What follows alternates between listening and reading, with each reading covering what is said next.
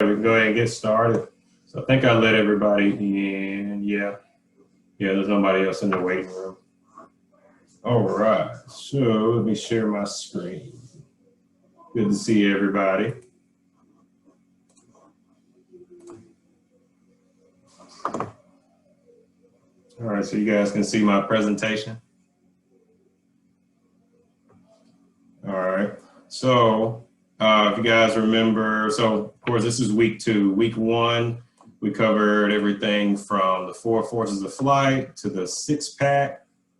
We also covered the 3 axes, pitch, roll, and yaw, and the flight controls that they each belong to, as well as the 4 stages of a piston engine. So now we're going to get into some other stuff, and some of this will give a little bit more focus to those instruments that we talked to last week. Particularly the heading indicator that's showing what direction we're going. So this section is called airports, air traffic control, and airspace. And we're going to explain each of those 3 things. I think we all know, by now what an airport is, but what I want to specifically go in on is talking about runways. And so you notice a lot of airports will have more than one runway. They'll have more than one airstrip. And we want to talk about why that's important and what the factors are as to how pilots determine which runway is best to land on. So I want to click on this exercise, which is actually a link to another slideshow. And you guys will have access to this too. Everybody that has the main slideshow link, you'll be able to click on these links just like me. So let me put this on present mode. All right, so what you have here is a set of airstrips, and you see 2 of them right in front of you. I think there's one more that's off to the left that you can't see. And so I wanted to go over, just the general makeup of these runways, and make sure you guys pay attention, because I'm going to give you some basic exercises after I'm done talking about it to see how well you're following along. So make sure you pay attention. All right, so here's the heading indicator. It's one of the 6 instruments that we talked about last week, but we didn't go into too much detail besides what the 4 cardinal directions are, being north, south, east, and west, and what their applicable degrees are. And I kind of left it at that for a reason, because I knew I'd get a little deeper into it in this lesson. So here's your heading indicator. And I just kind of put it as an overlay over the runway, and you'll see what's going on here. All right, so in this heading indicator, my current heading, I'm headed in the direction of 230 degrees. All right. And you can see that basically 23, which is also 230, because you just add a 0 to it. 23 is at the top. It is the direction that the aircraft is going. You see the white airplane symbol right here. And whatever is at the top of this indicator, that's where I currently am headed. That's my current heading, whatever's at the top. If I turn to the right or turn to the left, this thing will spin along with me and it'll indicate something different. But right now it's a 2-3. I know it's a 2-3 because to the very right of it, I see a 2-4, but I'm not quite on the 2-4 line. I'm just before the 2-4 line, which brings me to 2-3. If you notice on the other side of this, you have 2-1 or 2-1-0. All right. So again, like we talked about last week, you have north, which is 360 degrees. You have east, which is 90 degrees. You have south, which is 180 degrees. You have west, which is 270 degrees. All right, and those were, I think those were in your basic notes. But right now I'm between south and west. So I'm headed southwest. I have a 2-3 at the top, even though you can't see it. And that's for 230 or 230 degrees. That's in between 180 and 207. I'm right at 230. All right. So this is just as I was explaining, where you just put the 0 at the end to know what your actual degrees are. All right. So even though, for instance, you have a 2-4 here, that would be 240 or 240 degrees. And so of course I've highlighted these just to kind of help you get oriented as to where you are, what direction you're going. And mind you, this heading indicator lines up sort of just about to where these runways are allocated, or how these runways are situated and named. All right. So if you notice here, this runway says a 2-5. You can barely see it, but it says a 2-5. Now it has an R at the bottom. Can anybody guess as to why it would have an R at the bottom of that 2-5? Anybody want to give it a shot? Take a guess. Right? Yep, absolutely correct. All right, so you would have a right there, or an R. That tells me that there's actually 2 runways that are going in the same direction, or 2 airstrips that are going in the same direction. And I know that this one, if I'm facing this runway, if I'm trying to land on this runway, it means that this one is on my right, and it's telling me that there must be another one somewhere on my left. You can't see the one on the left from the vantage point of this picture, but it just means that, hey, there's actually 2 of these. I better make sure I land at the right one. Air traffic control, or the people that are, letting you know where you're going or controlling where you go, they're going to tell you whether they want you to land at 2-3 right, or 2-5 right, or 2-5 left. Even at the airport at Melbourne, just to bring it closer to home, you have two of their airstrips are parallel. All right, and you have basically one runway where one side is 9 and the other one is 27, which means 90 degrees and 270 degrees, directly east and directly west. And you basically have 9 left and 9 right, and you have 27 left and 27 right. So let's see. So if you look at this one just says 19.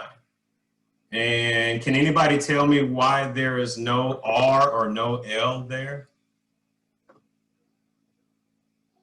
Anybody want to take a shot? Why don't I have an L or an R there? I had one over here for 2-5. Why don't I have one here for 19? Anybody want to take a shot? All right, so the reason why there's no L or no R is because this is the only 19 runway at the whole airport. It's the only one. So there's no need to tell me whether it's left or right, because there's only one. On most runways, you're not going to see a L or a R, especially at the smaller airports like Bulgaria, because there's only one airstrip that's going in a particular direction. They have 2 airstrips, which means 4 runways, because you got to look at each end of the runway. But there's only one of each, so you're not going to see a L or a R. All right. So if you notice, all right, 190 degrees is over here. 250 degrees is over here. And that's kind of situated as to how my heading indicator is. If I look over here, 190 is right about there. And 250 is right about there where my mouse is. So now let's make it more interesting. Now I have winds, all right? And I have to account for which direction those winds are going. So that's why you see the direction of those winds in red. Just like we have to name our runways according to how they line up, magnetically, as far as magnetic heading or whatever direction those runways are going, we have instruments that can read wind direction, and they're situated the same way.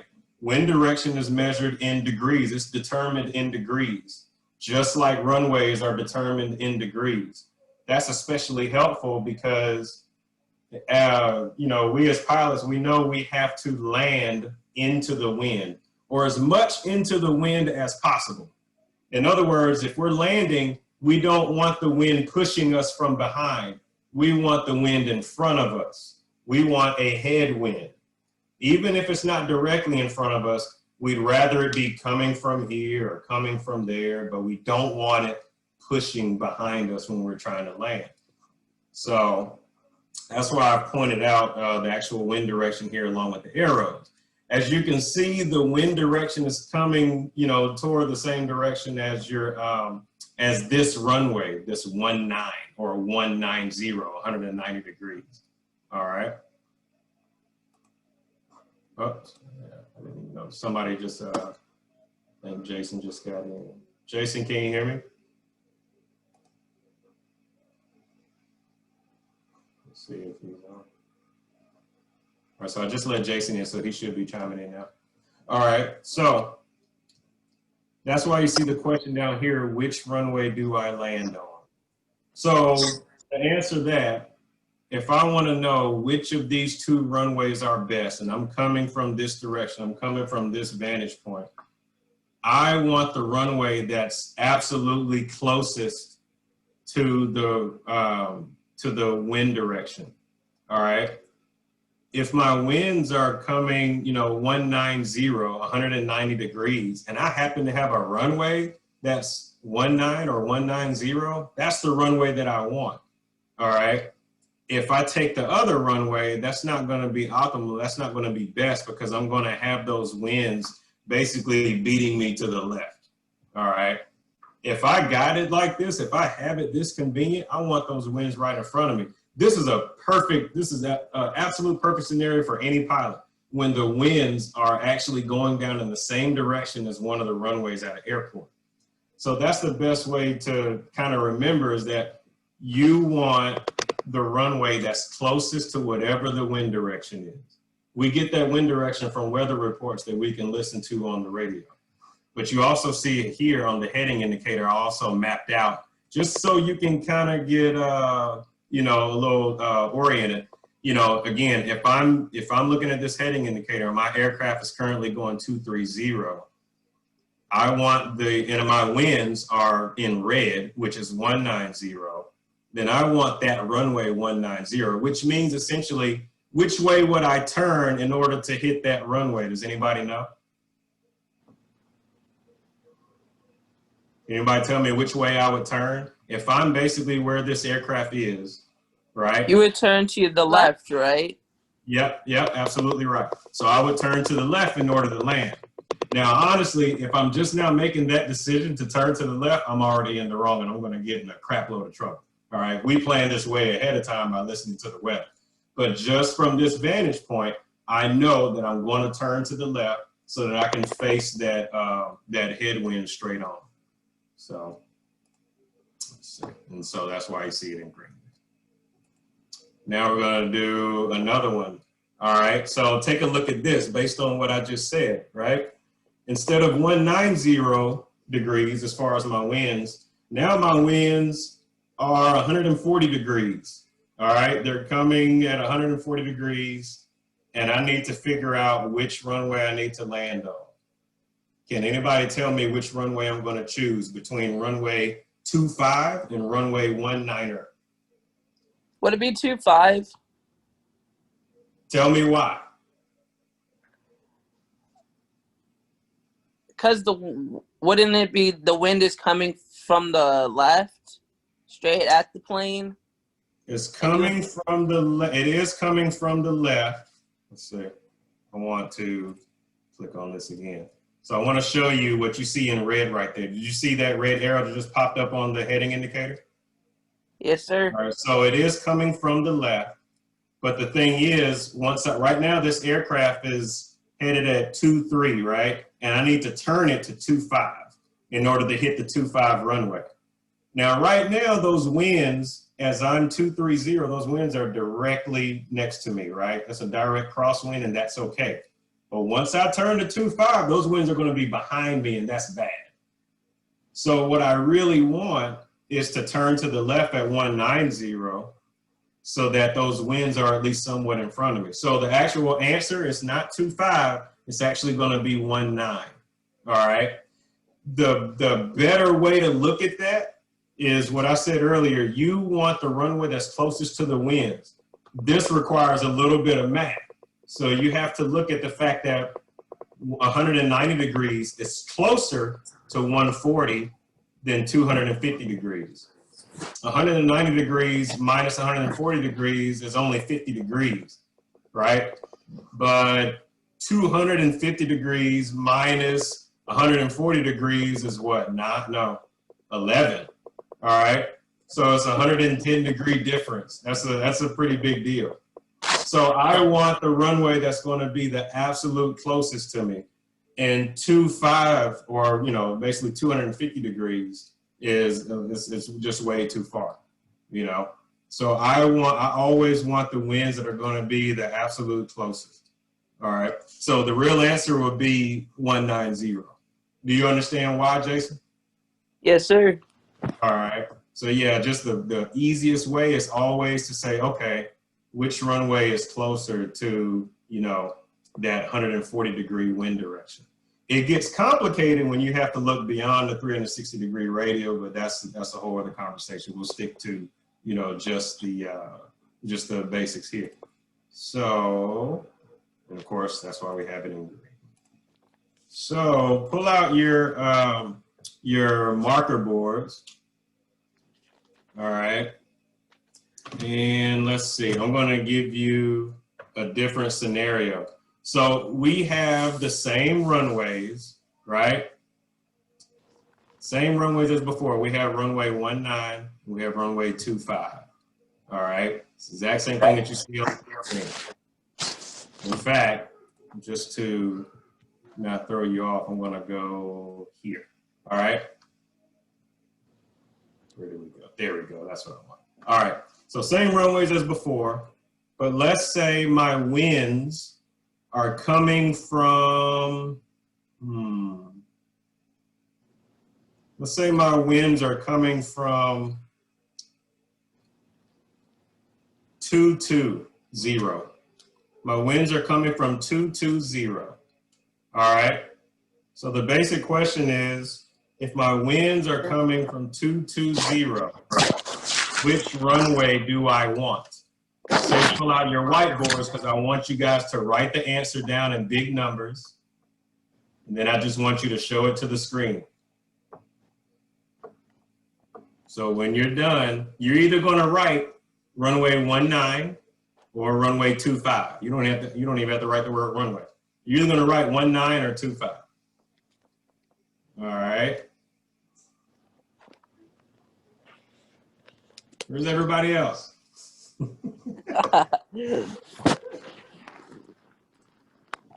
And I gotta change my screen so I can see everybody. So just bear with me. I can't see everybody. Okay, yeah. All right, so I got some 19s and I got some 25s. All right. And remind me, what was the runway again? Was it 220? Is that right? Okay. All right. So if I say, what is 25 minus 22? I got 3 degrees or 30 degrees, right? So 250 minus 220 is 30 degrees. And then if I look at my 190, I could say, okay, my winds are 220. So what is 220 minus 190 degrees? And that's also 30 degrees, right? All right. So basically, I could do either runway. I could do either one. The winds are going to come at me. If I'm on one runway, the winds are going to come from one direction from 30 degrees. But if I go to the other runway, it's going to come from the other direction from the same 30 degrees. It literally doesn't matter which runway I choose. Now, if I'm at a controlled airport, they're going to tell me which runway.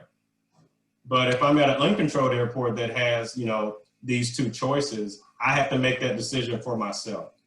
And to be honest, I would be good with either runway because it's the same difference. The difference between 22 and 19 is the same as the difference between 25 and 22. The common denominator here is your 22, your 220 degrees.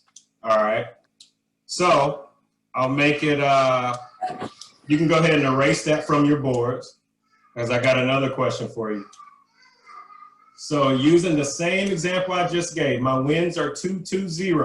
All right, keep that in mind. My winds are still 220. You can even write that on the board just so you remember. My winds are 220. If I land at runway 25, are my winds coming at me from the left or the right? And don't put your boards up yet. We'll do a countdown when everybody's ready. So let me know when you have your answer, and I'll let you know when to show your board. Everybody, oh, okay. Hold on. Your answer is going to either be left or right. You can either put an L or an R if you don't want to spell it out. Put an L or an R. All right. Okay. 3, 2, 1. Let me see your boards.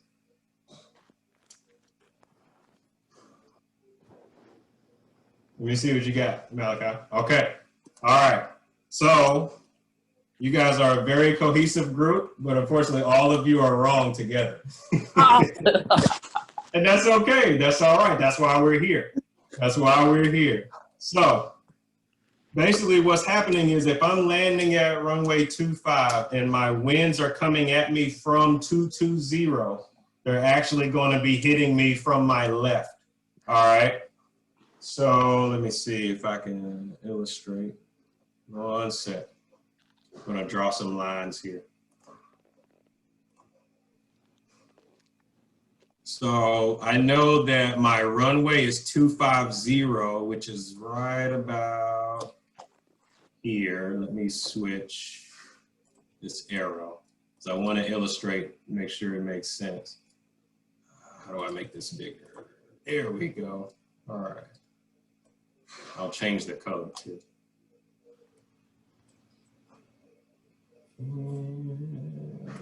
Here's my color. All right. So I'm headed in this direction according to my heading indicator, right? Because that's about 250 degrees, right around the 25. It's after the 24. But my winds, make sure I do this right. My winds are going to be coming at me. Oh, and I want to make this shorter too. Have this come from my aircraft. Which means I have to make it smaller. Give me one sec. All right.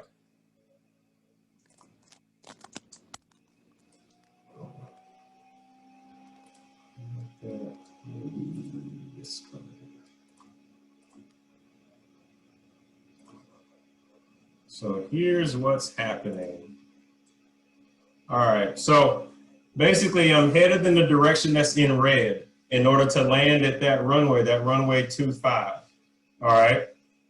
But my winds are coming at me from 22, and you see where the 21 is because it's noted on the heading indicator. My winds are coming at me from 22. That's why I say it's going to be coming at me from my left, all right? So this is just getting you guys oriented with what all that means. If it was coming from my right, I would have had to move that arrow somewhere to my right, but that's what's happening there. So that's why I say those winds will be coming at me from the left. All right. So just take some getting used to, just take some practice, but that's an example, you know, as to how it works is, hey, if I'm headed in one direction, I need to be able to look at my heading indicator and tell myself, okay, are those winds coming at me from the left or the right? The reason why that's important, I want to make sure I don't leave this out, but the reason why that's important is when you're landing on those runways, you're always taught to turn against the wind in order to better handle those winds. My runway may be right in front of me, but if my winds are coming from here, I need to turn a little bit in order to handle those winds better. Otherwise, I'm going to get blown off the runway. So it's important to know which way you're going to need to turn. You may feel it. You'll feel yourself getting kicked to the right or kicked to the left, and you'll adjust, but that's why it's important to know, you know, in which direction will those winds be coming from, because I can be proactive and prepare for that. So let's see. What time is it? All right. So I'm going to move on. I'll have some questions about that that you'll have due on Wednesday, and you'll have access to the same clues here. But just remember to be able to do that particular exercise in order to figure out which way those winds are coming from. Notably, you know, even if you have to draw your own arrows and say, hey, I'm over here and my winds are coming from there, that kind of thing. So let me get out of here. I don't need this. Hey, Ramone. Yes. So when we were landing back at the airport, at either one of the airports, wasn't it like windy that day? Forgot. Yeah, it was. Yeah, you could feel it too. Yeah, I felt the plane like moving off course as we were landing, and Yeah. And if you notice, I was kind of turned. I wasn't facing the runway directly. I was turned a little bit toward the winds, and that's why. Because I knew which direction the winds were coming from, and I felt myself getting kicked over, so I had to adjust. You know, so that's why it's important to know which way those winds are coming from. It's a good observation. That's exactly what I mean. And that's why it's important. Because if air traffic control wasn't there to tell me the best runway to land on, I would have had to decide that myself. Just like at Valkyria, right now, I think their winds are favoring runway 10, which is the same. I shouldn't say runway 10, runway 10, which is the same runway where you guys saw me take off from. So let me move on. Oh, are there any other questions about runways? You guys want to go through another exercise and make sure you got it? I know it's going to take some practice. If you get it wrong, don't feel bad. All right.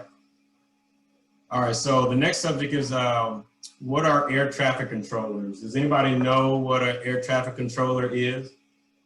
Go ahead, give it a shot, Malachi.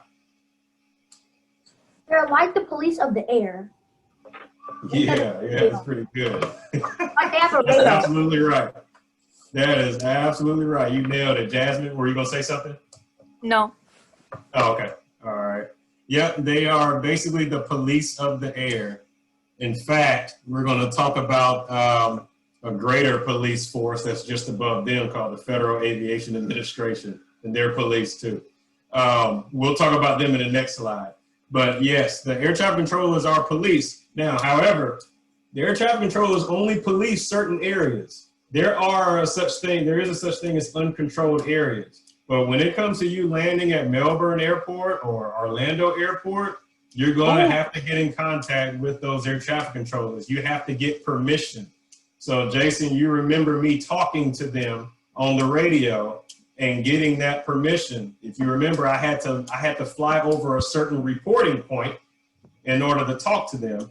And once I was over that reporting point, I got permission to land, and they specifically gave me instructions on how to land, or basically how to approach the airport. And you guys will see that, the rest of you will see that at the end of this course, exactly how that happens. You'll get to experience going into a controlled airport, and you'll get the experience going into an uncontrolled airport. So you can see the difference, because at an uncontrolled airport, we kind of have to monitor and police ourselves. And believe it or not, pilots do a pretty good job of taking care of ourselves and looking after ourselves and coordinating with each other, because we all understand, you know, it's very important to do so. You know, flying can be an unforgiving sport. So we all got to stay on top of each other and communicate very well. So I'm going to show you an example of what these air traffic controllers do. This website I just clicked on, anybody can go there. This is locally in Florida right now, particularly the Melbourne area. And I'm going to zoom in. You can't see it because of all this writing, but in yellow, you see MLB. MLB is Melbourne Airport. Yeah, that's Melbourne Airport. And all these green aircraft symbols are actual planes flying right now. All right. So oftentimes I like to take my kids over to that airport you guys met me at. And so I can use this website to see if anybody's currently flying over that airport, so I can take the kids over so they can actually see the planes, you know, take off and land. Go ahead, Malachi. Personally, I feel like it's weird that there are planes every single day going somewhere. Like the amount of gas that they have, I just wonder how much gas do you have at that airport? Oh, yeah. It depends on. Doesn't it depend on like what plane you're using and stuff? Yeah, different planes are not only going to require different amounts of gas, but that also means the costs are going to be different, and that gas gas burns at different rates, depending on what kind of plane you're flying. To give you an example, I fly, like one of the planes I fly is a Cessna. That's what you guys saw me in last time. And that Cessna takes in it's less than 50 gallons, or just under 50 gallons. It's like 48 gallons, but two of those gallons makes it 50, and it's unused fuel. That's another subject. But 48 gallons, right, in that Cessna, and it burns at a rate of about just under 8 gallons per hour. All right. So that just gives you an example of just how fuel efficient these planes are. I can burn off 8 gallons in 1 hour. All right. Now that's in a perfect world. I also have to consider takeoffs and landings, and that actually increases that gallon intake to maybe, to be safe, I always plan for 10 gallons per hour.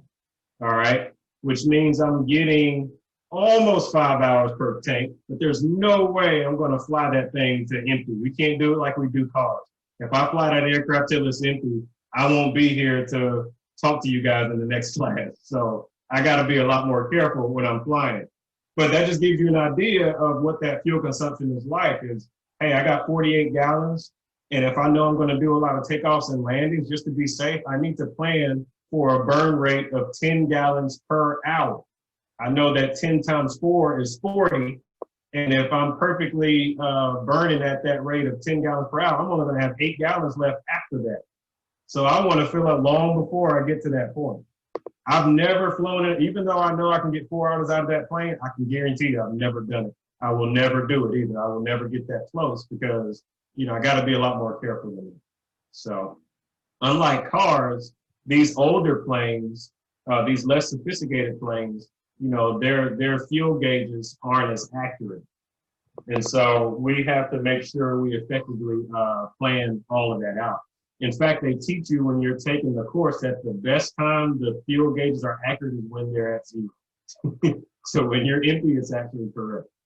So more sophisticated planes do a much better job. They can get very accurate. These commercial planes, they get super accurate. But those pilots still practice the same precautions. This is pretty cool. If you can see where my mouse is hovering on the screen, you see that this guy's doing some exercises, right? He's kind of in this S pattern. So he's doing what's called S turns.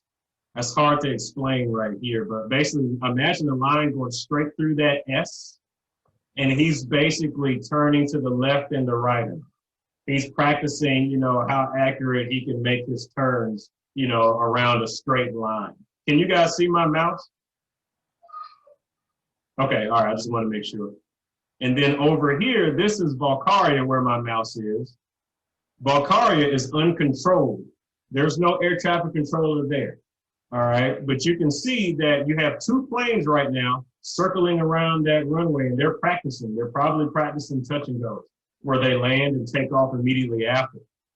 So even though they don't have any police talking to them, they're communicating with each other on the same radio frequency and letting each other know where they are in what's called the landing pattern. We won't get deep into the landing pattern, but it's basically like a big rectangle all the planes have to follow prior to landing. So they're kind of flying in these rectangles or circles, but they're communicating with each other so they don't get too close.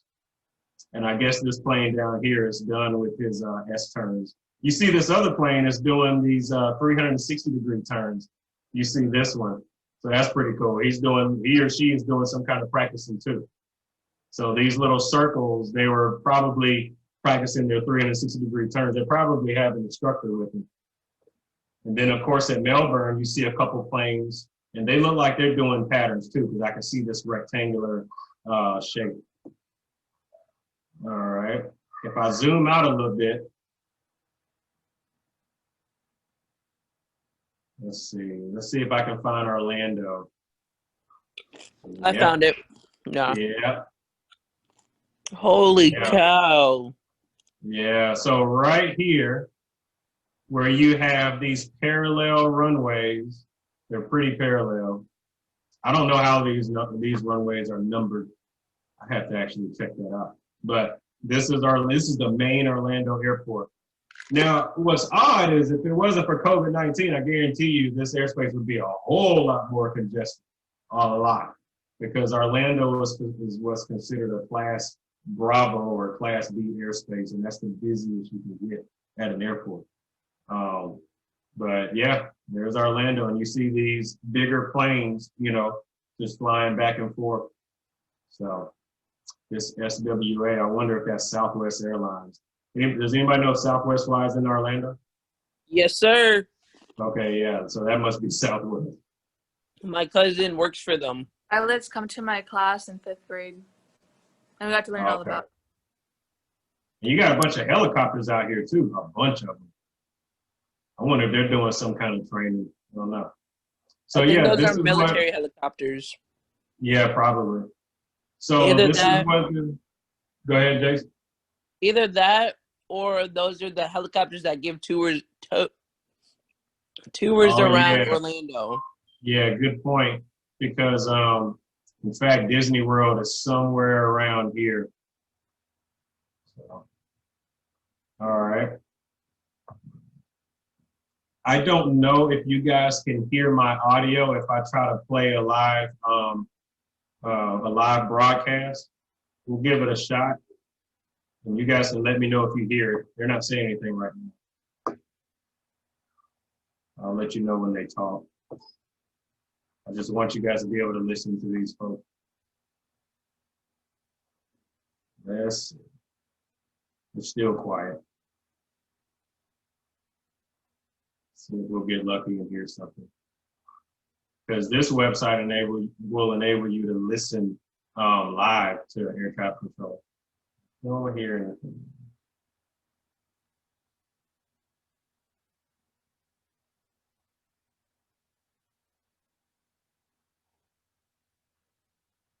Yeah, I don't hear anything right now. Oh, but this brings up an interesting point. So you guys can see this screen, right? This goes back to the winds conversation. So right now, KMCO, that means Orlando. That's Orlando's airport code. This whole thing right here is a weather report, believe it or not. It is a full-fledged weather report. It's just coded in such a way that only pilots are trained and taught to understand it. And these weather reports, they launch pretty much every hour. All right. So the 19th is today's date, meaning September 19th. They only put the date, they don't put the month because they assume everybody knows at least what month it is. But your 1853, that's the local Zulu time that this weather report was launched. And that's why you see the Zulu here, which was 3:53 our time. And the part I was trying to get at was this part right here. This is your winds. And your winds are right now coming from 310, and they're only 9 knots. 9 knots means the speed. Knots instead of, or nautical miles per hour instead of miles per hour. Your nautical miles per hour is always going to be a smaller number than the equivalent mile per hour. But it's coming at 9 knots, which is pretty, I mean, that's not strong. But it's coming from 310 or 31 on your head indicator. So just to tell you, this is how we figure out where the winds are coming from. So I just wanted to kind of show you that application since it was showing up there. The last thing I want to show you as far as the website is this controlled airspace. So as I mentioned before, not all airspaces are controlled. Right now, what you're looking at is Orlando.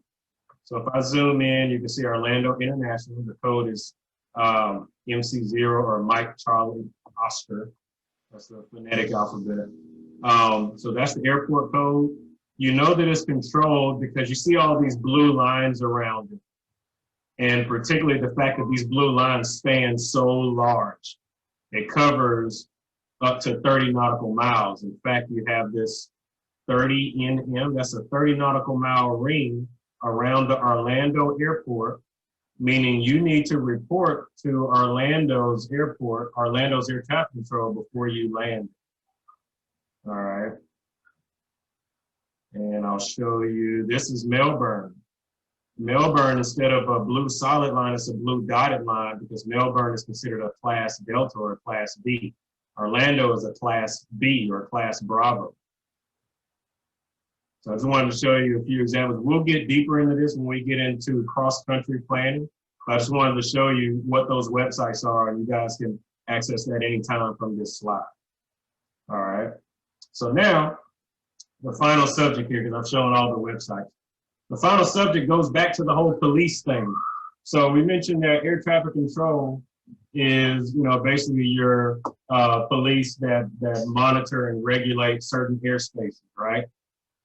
So we as pilots have to follow what's called Federal Aviation Regulations, or FARs, FARs, all right? And so what's interesting here is I wanted to pull up an example of what a federal aviation regulation looks like. And one of the really important federal aviation regulations is determining what altitude planes have to fly at, all right? So you have a basic picture here, and I'll be able to zoom out in a second. Let me click on this.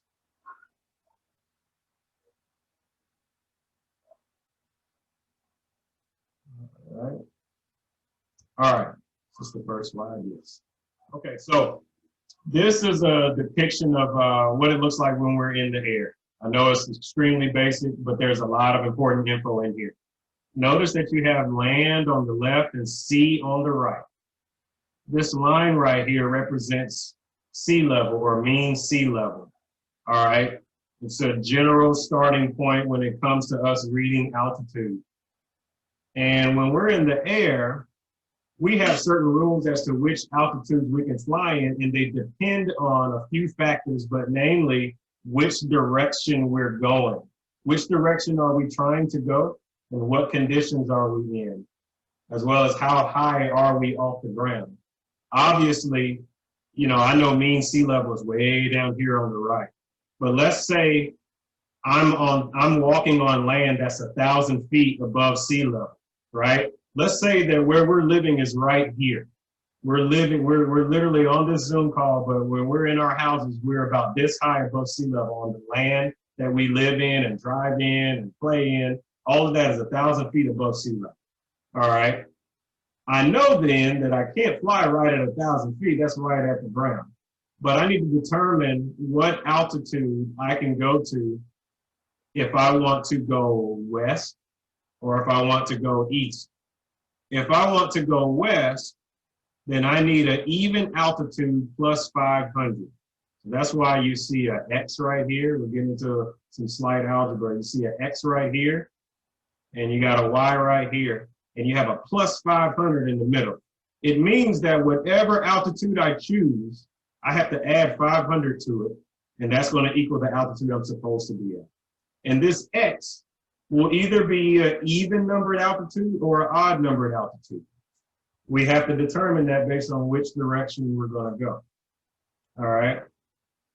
So I have two examples of airplanes right here. And as you can see, one is going west and one is going east. All right. Just based on looking at this compass rose, this is called a compass rose. Based on looking at this compass rose, can you guys tell me which direction this plane is going? Anybody want to give it a shot? Based on this compass rose, West. I know that north, there you go, it's going west. All right. If I were to look at this plane, which way is that plane going? This gray one. Is it southeast? No, it's going east. It's just pointing eastward. Oh. All right. I just want you to generally, get oriented with what's on the screen. So what you see here, it says, given the direction that I need to go and the ground elevation below me, which altitude should I choose? And so I'm going to say that, oh, it did come through. Can you guys hear that? Yes, sir. Oh, nice. So that's Orlando's airport. Man, they are really not busy. This whole COVID thing is crazy. Jeez, that's unheard of. You know where you should go? Try doing Los Angeles airport. Oh yeah, we're gonna hear a whole lot. I'm afraid we might hear too much then. I don't want to hear too much.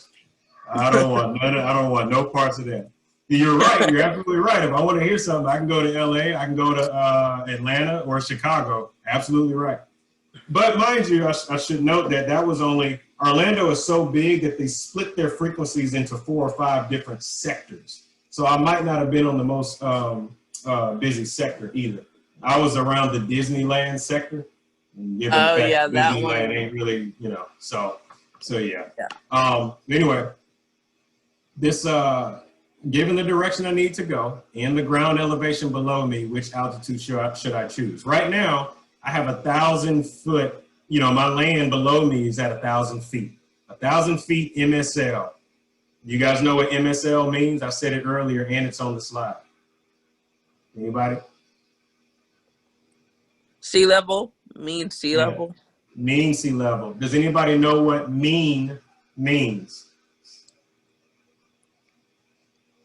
Go ahead, Malachi. Average.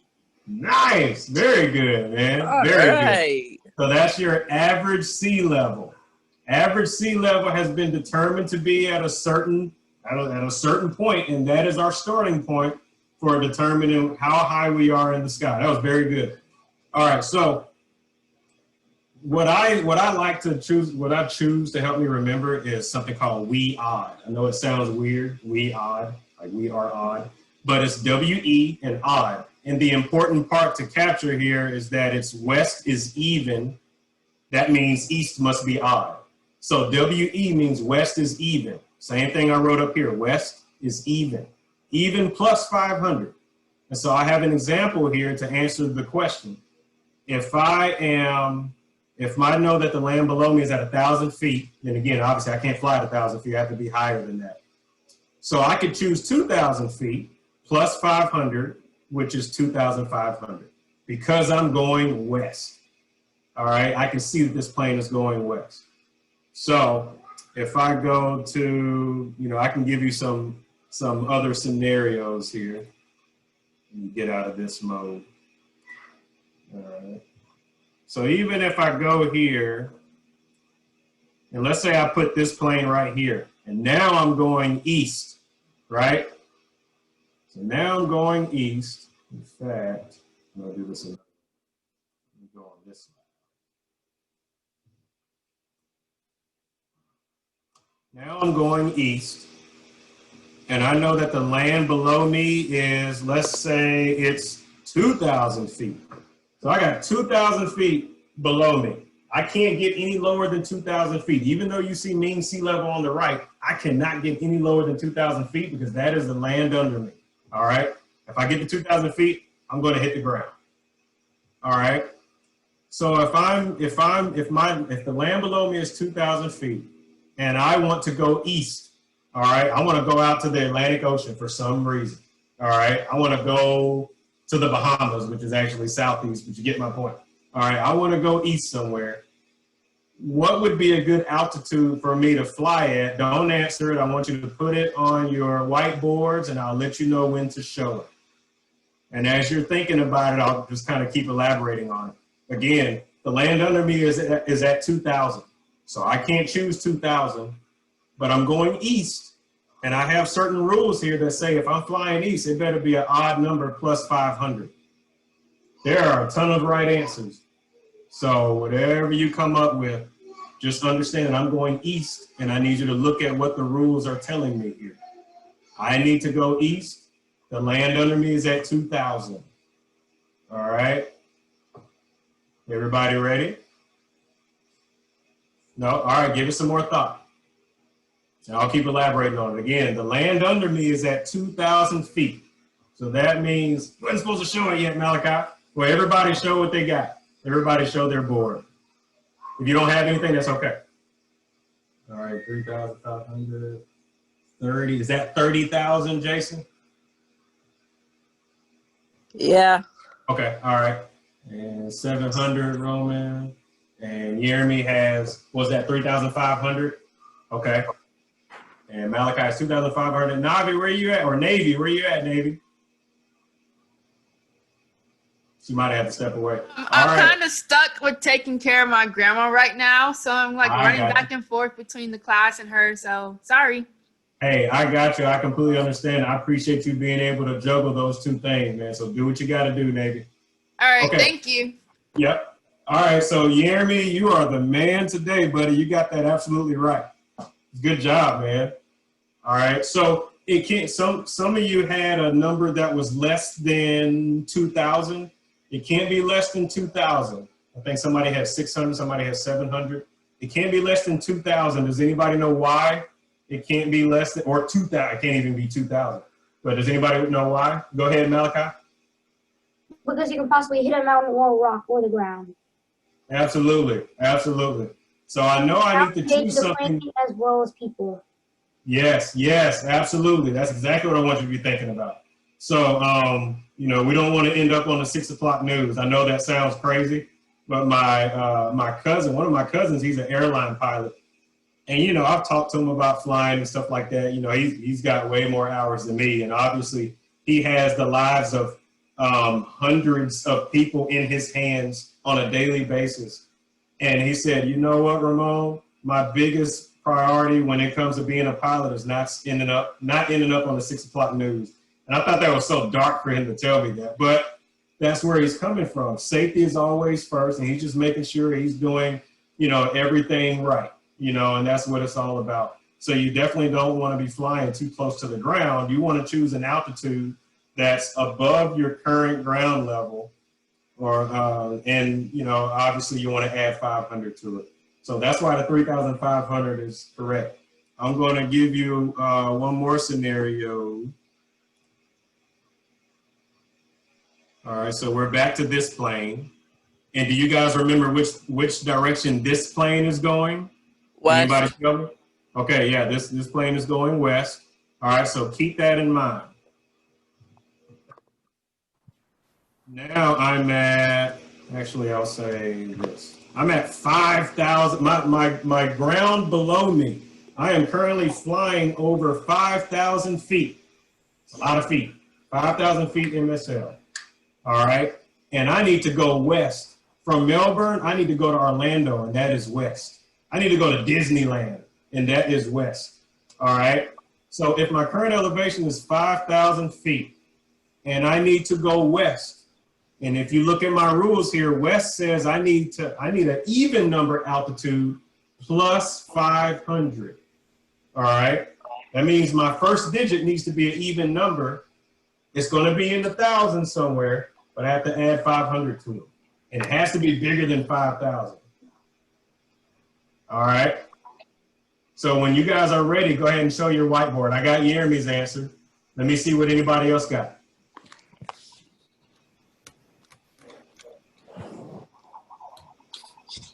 And there's no one right answer. There's quite a few correct answers that you could come up with.